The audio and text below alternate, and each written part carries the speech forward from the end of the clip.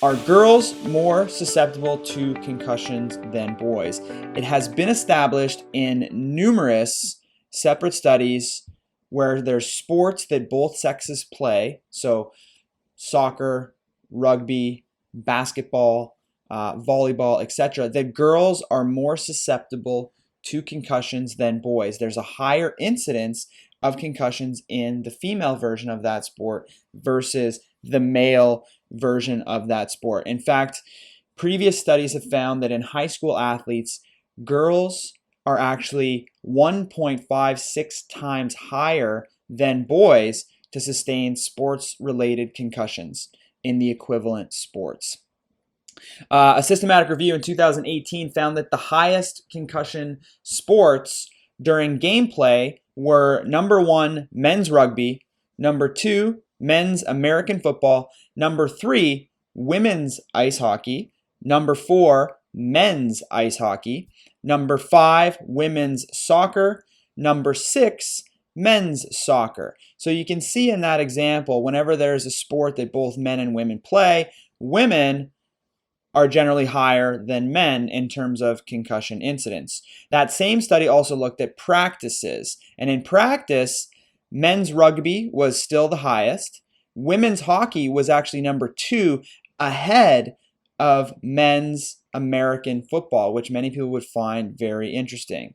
Number four was women's soccer. Number five was men's hockey, and number six was men's soccer. So you see again, when there's a sport that both women and men play, women tend to outrank men in terms of concussion risk, concussion incidence. Another study in 2017 looking at high school sports actually found that women's soccer was the highest incidence of concussion across all high school sports.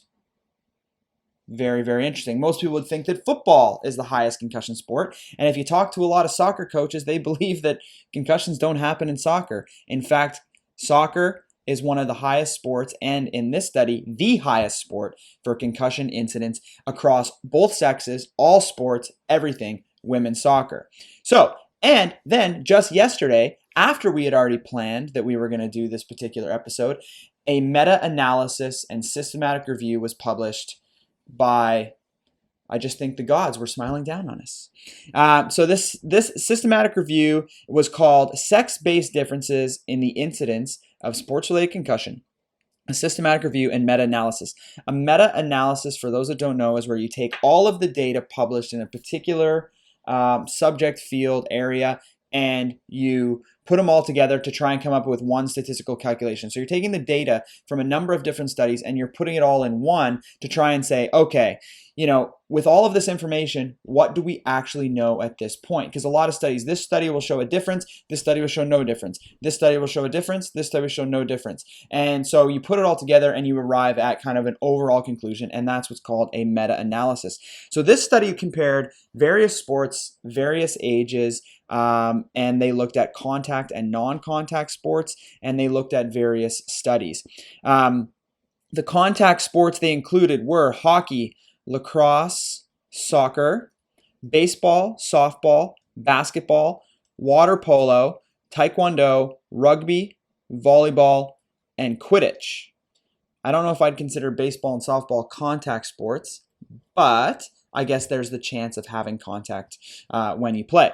Non-contact sports were considered track and field, swimming, diving, cheerleading, badminton, cross country, crew, gymnastics, golf, and tennis. Now, in order to do a meta-analysis, you need to have at least 5 studies included to be able to compare. So they're only actually able to do a meta-analysis for lacrosse, soccer, baseball, basketball, track and field, and swimming and diving. I'm actually surprised they weren't able to find enough studies to do hockey and rugby, but regardless, they were not able to. So here are the results. Soccer demonstrated a significantly higher incidence of concussion in females compared with males. In fact, all but one of the 31 studies that were included found that females had a higher incidence of concussion than males. Basketball found the same thing.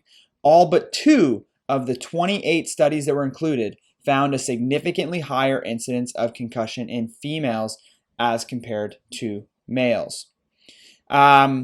All other sports did not reach statistical significance, which was interesting, but differences were found where females had higher concussions in baseball and softball, swimming, and track and field, and they were considered clinically significant, meaning that it was actually a higher ratio that was above 1, which is considered a difference, but there wasn't enough statistical difference to mean it statistically significant, but it was clinically significant. So there's a difference there. And interestingly, they actually found no differences in hockey and lacrosse. But if you think about it, when you look at hockey and lacrosse across the sexes, they're actually completely different sports. In women's sports, it's non-contact. In men's sports, it's full contact on each of those fronts.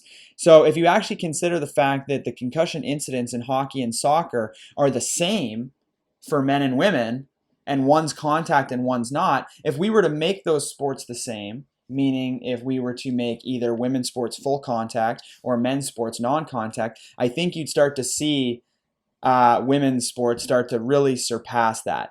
So all in all, I think we've arrived at the conclusion that women are at a greater risk of suffering concussion versus men.